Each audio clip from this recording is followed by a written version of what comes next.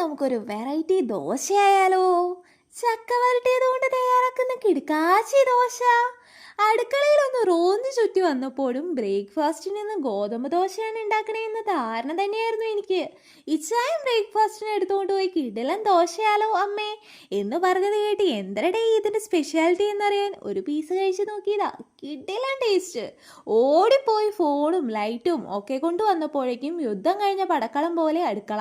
ദോശയ്ക്കുള്ള batter മൊത്തവും തയ്യാറാക്കി high volt ചിരിയും ചിരിച്ച് നിൽക്കുമോ അമ്മ. ഞാൻ ചമ്മി അങ്ങ് പോയില്ലേ. എനിക്ക് വിഷമാവാതിരിക്കാൻ കുറച്ചെടുത്ത് ഉണ്ടാക്കണമെന്ന് ഒന്നുകൂടി കാട്ടിത്തരാമെന്ന് പറഞ്ഞ് ആശ്വസിപ്പിച്ചു തന്നെ. അപ്പം ഇതൊക്കെയായിരുന്നു ഈ പിന്നാമ്പുറ കാഴ്ചകൾ. എന്താ എൻ്റെ ഡെഡിക്കേഷൻ അല്ലേ. അപ്പം ചക്ക വരട്ടിയതാട്ടോ ഇതിലെ മെയിൻ ഹീറോ. ചക്ക പഴുത്തത് നന്നായി നുറുക്കി പുഴുങ്ങി അരച്ചെടുത്തതാട്ടോ. ഇത് ചുവടുകെട്ടിയുള്ള പാത്രം എടുത്ത് അതിലേക്കിട്ട് ശർക്കരപ്പാനിയും ചേർത്ത് ഒന്ന് ആ ഫോമിലോട്ടാവുമ്പോൾ നെയ്യും ചേർത്ത് വരട്ടി ഇങ്ങെടുക്കാം. ഒരുപാട് വരട്ടാൻ നിൽക്കണ്ട കേട്ടോ. അതിനു മുന്നേ കുറച്ചെടുത്ത് മാറ്റി വെച്ച് അതിൽ നിന്നാട്ടോ നമ്മുടെ ദോശ ഉണ്ടാക്കാൻ പോണേ. മിക്സിയുടെ ജാറെടുത്ത് അതിലേക്ക് തേങ്ങ ചിരകിയത്, ചക്ക വരട്ടിയത്, ഉപ്പ്, കുറച്ച് ശർക്കര ചീപ്പിയത്, കുറച്ച് മതിയാവും.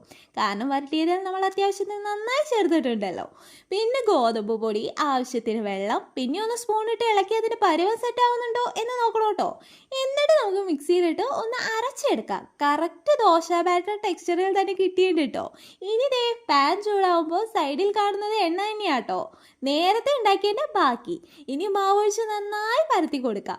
ശർക്കര ചേർത്തോട്ട് ഒരുപാട് പരത്തിൽ നടക്കൂല, മറിച്ചിടലിന് ടാസ്ക്കാണ്. മുകളിൽ ഓയിൽ ഒഴിച്ചു കൊടുക്കണം കേട്ടോ.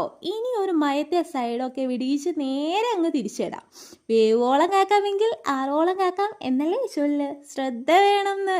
ഇനി ചൂടോടെ തന്നെ അങ്ങ് വിളമ്പാം. ഈ ദോശ ഉണ്ടാക്കിയാൽ രണ്ടുണ്ട് കാര്യം.